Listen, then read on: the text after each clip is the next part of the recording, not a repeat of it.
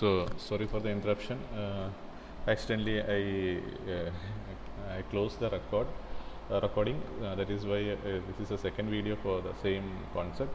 So this is a case that after the insertion of a element in the beginning, this will be the diagram like this. The diagram will be like this. Okay, this is a program that we explained already. So count also incremented by 1. And if we are inserting the element at the end of the list, so if position equal to count plus 1, then what we have to do is we have to travel from first node to the last node. Q equal to head. So Q is a variable that I am assigning here for traversal. Q equal to head.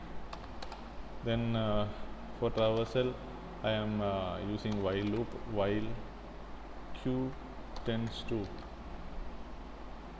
right.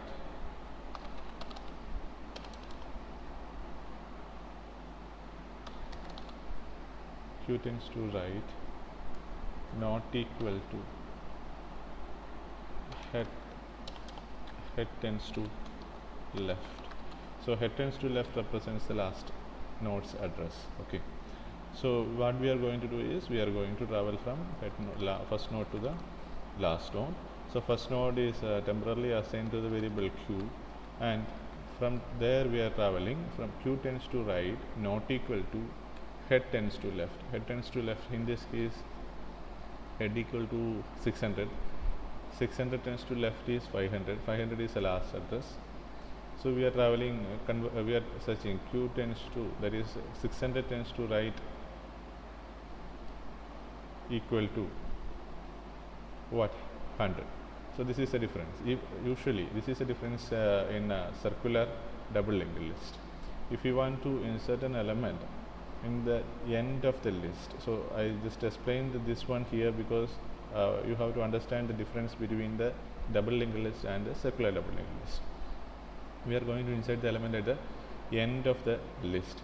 In this case, usually in a double linked list, what we are going to do is we are going to travel from first node to the last node, and then we will, once we reach the last node, then we will do the operation. But in this case, it's very simple.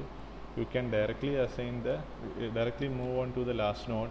How will you move on to the last node? Q equal to head tends to left. We can avoid the traversal here. That is the advantage of a double linked list over circular double linked list. Very simple. You can directly, so because we are going to insert the element at the end of the list. That means we need the access of this particular node. So usually what we will do, we will travel from first node to the last node, from 70 to 10, 10 to 20, then 20 to 30, 30 to 40, then 40 to 50. Once we reached here, then we will do the operation. So traversal time is there. So traveling from 70 to 10, then 10 to 20, then 20 to 30, then 30 to 40, and then to 50. So here what I am going to do is I am going to avoid the traversal. Instead of that, I am assigning directly Q equal to head tends to left. That head tends to left is what? It represents the last address. So Q equal to head tends to left, that is 500. Once we reached here, then we have to make the remaining updations. Okay. Then P tends to, this is going to be the last element. So P tends to right equal to what? So consider I am going to use a new node. Okay. Data field is filled with value, for example 80, and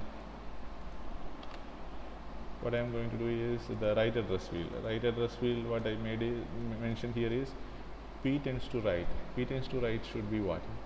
Because this is going to be the last node. This node's right address field represents the head node. So I am going to directly write P tends to right equal to Q.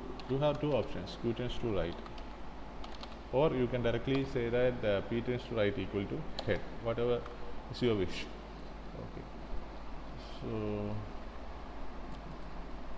p tends to right equal to q tends to right. So q equal to 500, 500 tends to right, that is 600. Then what is next?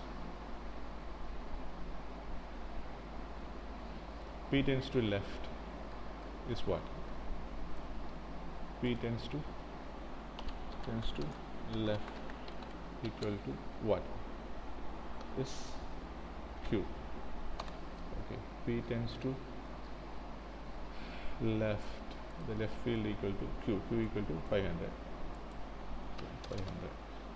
So the address field, the address of this particular node, consider it 700. Okay, so 500. This updation is completed. Next, we are going to make the changes on the head node. Then what is that?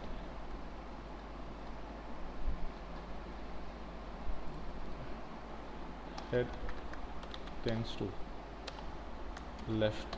We're going to make the changes here equal to p. Head tends to left. So this is a head node. Okay, head tends to left, that equal to p 700.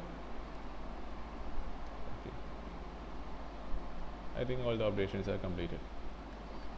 Then count can be incremented by 1. So very simple.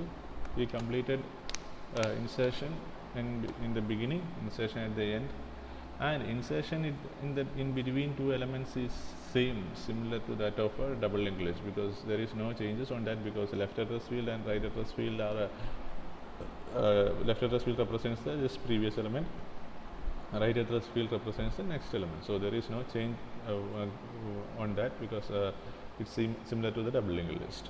Okay, so hope you understood all the concepts. Thank you.